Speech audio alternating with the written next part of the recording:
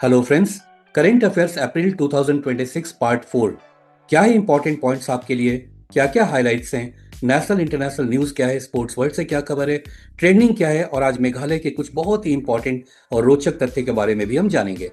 शुरू करेंगे हम और इस एपिसोड को। और इसमें मेजर जो पॉइंट्स कवर करने वाले हैं वो ये है कि फार्मूला वन रेस इस सीजन का स्टार्ट हो चुका है। पहला जो टूर्नामेंट होता है ऑस्ट्रेलियन ग्रां प्री वो कंप्लीट हो गया है। विनर के नाम को हम जानेंगे। नॉर्थ ईस्ट के स्टेट से बहुत ही अच्छी क्वालिटी का एक चावल होता है बासमती चावल। अब ये यूरोप में भी एक्सपोर्ट हो रहा है। तो ये कौन सा स्टेट है जो यूरोप में ये एक्सपोर्ट करेगा? साथ में हॉर्मूज को लेकर के काफी चिंता पूरी दुनिया में है।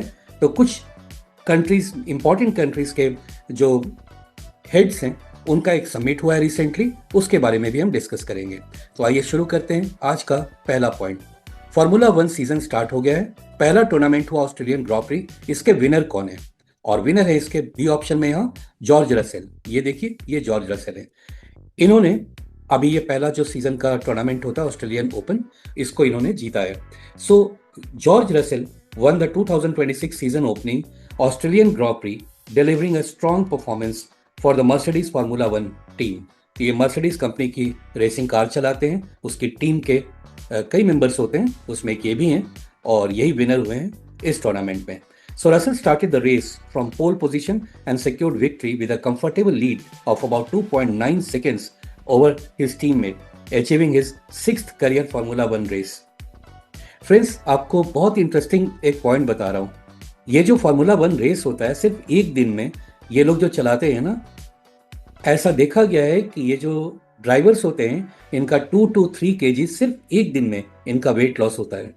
तो आप समझ सकते हैं कितना डिफिकल्ट ये कार रेस होता है फार्मूला वन। अगले पॉइंट पर चलते हैं और देखते हैं हॉर्मूज के सिक्योरिटी को लेकर के दुनिया अभी परेशान है कि किस तरह से वहां स्मूथली वहां पे ट्रेड हो सके उस एरिया से। तो इसको लेकर के एक समिट हुआ जिसको को चेयर किया Emmanuel Macron, president of France ने, और केयर स्टैमर जो कि यूके के प्राइम मिनिस्टर हैं। ये जो समिट हुआ ये कहाँ हुआ, यही क्वेश्चन है और इसका राइट आंसर है B option, Paris. The Hormuz Security Summit in April 2026 was held in Paris, where leaders from multiple countries gathered to discuss maritime security in the Strait of Hormuz. Co-chaired by the French President and the British Prime Minister, the summit aimed to establish a multinational force to ensure freedom of navigation and protect civilian trade routes. तो Hormuz strait से smooth trade हो सके, इसके लिए इस पर जिक्र किया है इस समिट में बैठकर कि क्यों ना हम लोग मिल करके कोई ऐसा फोर्स वहां पर डिप्लॉय करें ताकि जैसा ट्रेड पहले स्मूथली होता था वैसे ही फिर से बहाल हो सके और सिक्योरिटी मिल सके उस ट्रेड रूट में। जितने भी कंट्रीज के जो शिप्स आते जाते हैं या जो जनरल लोग आते जाते हैं उसके प्रोटेक्शन के लिए इसी का ये समिट हुआ। बहुत इंपॉर्टेंट समिट था ये।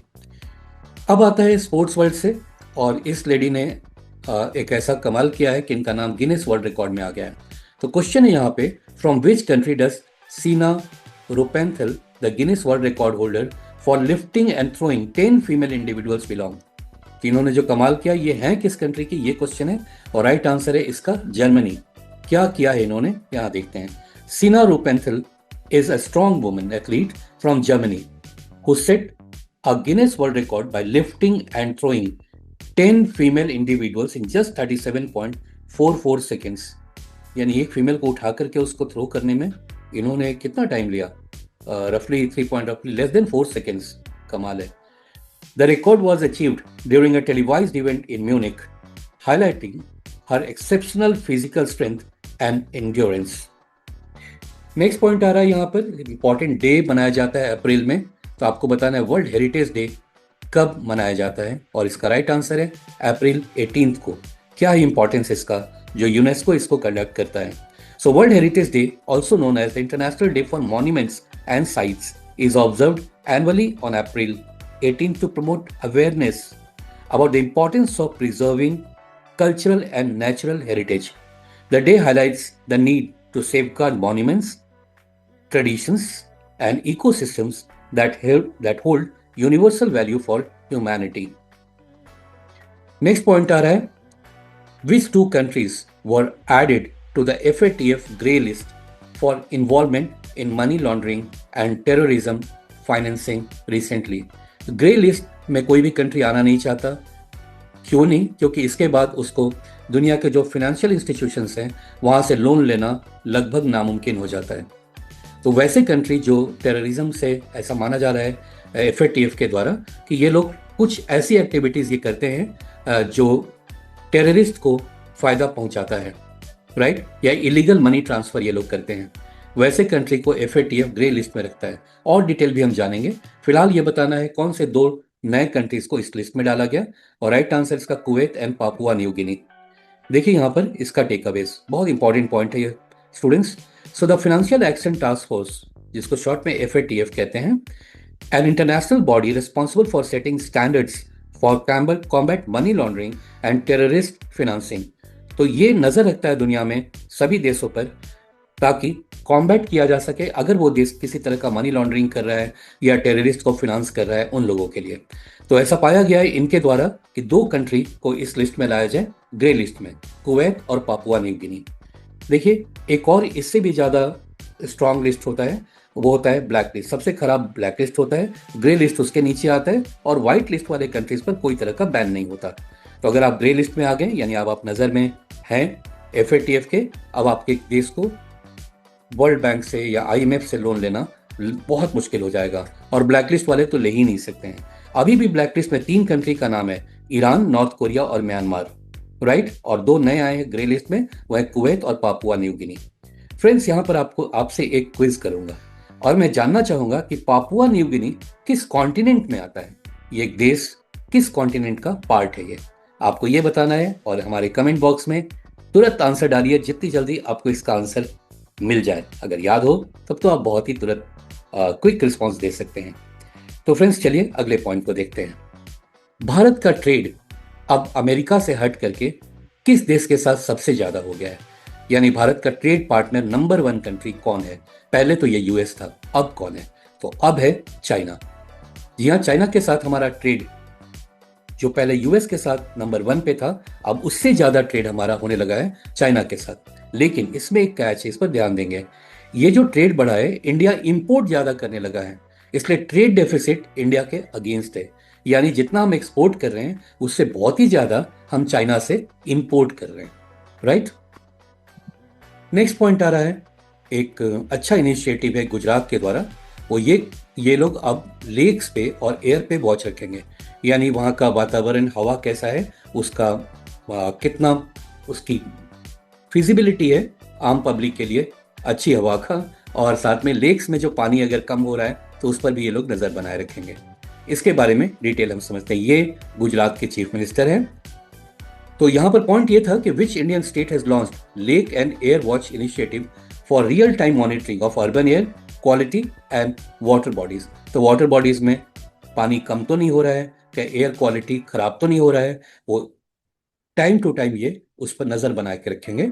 ये यहाँ पर है, और ये शुरुआत किया है गुजरात ने। So Gujarat launch the lake and air watch initiative through the Gujarat urban development mission to monitor environmental condition in urban areas. The program uses satellite technology and advanced sensors to track air quality and the condition of city lakes, including pollution levels and siltation. एक बहुत अच्छा initiative है आम public के लिए। अब आ रहा है एग्रीकल्चरल फील्ड से एक बहुत इंपॉर्टेंट पॉइंट है।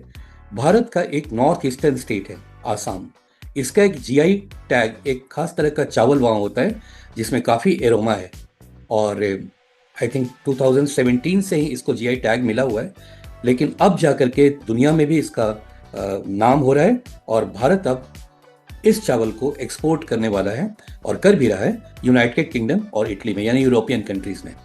इस जो चावल का वेराइटी है उसका नाम क्या है, और उसका नाम है यहाँ पे जोहा राइस। जोहा राइस। सो जोहा rice is a traditional aromatic rice variety from Assam that receive a geographical indication tag in 2017। ये टैग ये बताता है कि कोई एक पर्टिकुलर चीज उस खास एरिया के लिए ही या वहीं से वो आगे बढ़ा है। तो ये जो जोहा राइस है ये आसाम का स्पेशल राइस है, और अब ये यूरोप में एक्सपोर्ट हो रहा है। आज हम लोग जानेंगे कुछ और इंपॉर्टेंट पॉइंट्स मेघालय को लेकर के। तो देखते हैं यहाँ पर, फिलहाल तो क्वेश्चन पहले कर ले। कि which state officially recognised Khasi and Garo as state language alongside English in 2026। तो पहले से इस राज्य में इंग्लिश ही पूरे राज्य की भाषा थी, अब दो और भाषा को भी इसमें इंक्लूड कर लिया गया है, वो खासी और गारो है। राइट। ये पूरा का पूरा मेघालय 3 पहाड़ों से बना हुआ है, गारो, खासी और जंतिया। तो 2 का नाम तो आप यहाँ देख रहे हैं, तीसरा नाम मैं बता रहा हूं वो है जंतिया। ये 3 हिल्स है, इसको मिलाकर ही पूरा मेघालय है। आसाम, मेघालय, नागालैंड और त्रिपुरा ऑप्शन है, और राइट आंसर है इसका मेघालय। तो आगे देखते हैं। In 2026 Meghalaya officially granted state language status to Khasi and Garo, marking a significant milestone in promoting linguistic and cultural identity. It reflects the long-standing demand of local tribal communities and strengthens regional pride. तो बहुत पहले से यहाँ के लोगों का demand था कि इन 2 भाषा को स्टेट भाषा का दर्जा दिया जाए। वैसे ये हमारे नेशनल लेवल पर जो 22 लैंग्वेज हैं जो हमारे 8th शेड्यूल में आते हैं उसका भी पार्ट नहीं बना है, बट ये स्टेट लेवल पर ये 2 भाषा को मान्यता मिली है अलॉन्ग विद इंग्लिश जो पहले से था। 8th शेड्यूल में क्या है उसको जरा समझ लेते हैं। The 8th schedule of the Indian constitution जो आर्टिकल 344(1) में आता है, recognizes 22 official language reflecting India's linguistic diversity. So 22 state language को पूरे देश में मान्यता मिली हुई है। तो जितने भी कॉम्पिटिटिव एग्जाम भी होते हैं ना, या रुपए के पीछे में जो लैंग्वेज में नाम लिखा रहता है उसमें सारे जो नेशनल लैंग्वेज यहाँ दी हुई 22, इन सब भाषा में रुपए के पीछे में लिखा रहता है। स्टार्ट जब हुआ था, देश जब आजाद हुआ था, 14 लैंग्वेज थे, बाद में धीरे धीरे और भी ज्यादा इसमें इंक्लूड हो गए, अब टोटल 22 लैंग्वेज है। इसको 8th शेड्यूल में कहते हैं। मेघालय के बड़े ही इंपॉर्टेंट और बहुत इंटरेस्टिंग फैक्ट्स हैं, उसको हम लोग जान लेते हैं। फिलहाल तो यहाँ कैपिटल है शिलोंग और सीएम यहाँ कोनार्ड सांगमा है। एबोर्ड ऑफ क्लाउड्स यानी मेघालय एबोर्ड ऑफ क्लाउड्स के नाम से जाना जाता है। और यहाँ एक विलेज है मोलिनिम विलेज, जो देश का सबसे साफ सुथरा विलेज है, कहीं भी आपको एक गंदगी नहीं मिलेगी। ये रहा वो विलेज जिसका जिक्र यहाँ कर रहे हैं। और एक ऐसा जगह है मौसिन रैम जहाँ हमारे देश में सबसे ज्यादा बारिश होता है। और यहाँ का रूट ब्रिज कैसे भूल सकते हैं, ये सिंगल और डबल डेकर ये रूट ब्रिज होते हैं। 2 ट्रीज के रूट्स को आपस में मिलाकर ये ब्रिज बना दिया जाता है। तो बहुत यूनिक है, दुनिया में और कहीं नहीं मिलता। और साथ में आपको शायद हैरानी हो जानकर, ये जो नीचे आप ये पिंक कलर का ये लेडीज स्लीपर्स की तरह देख रहे हैं ना, ये एक फ्लावर है वहाँ का, और इसको कहते हैं लेडीज स्लीपर ऑर्किड। राइट, तो ये वहाँ का फ्लावर है।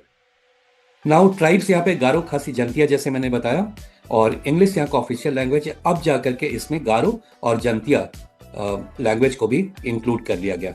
गारो और खासी को, जंतिया को नहीं, गारो और खासी लैंग्वेज को इंक्लूड कर लिया गया। ये थे सारे इंपॉर्टेंट पॉइंट्स आज के। उम्मीद है आपको बहुत हेल्प करेंगे। Thank you so much for watching.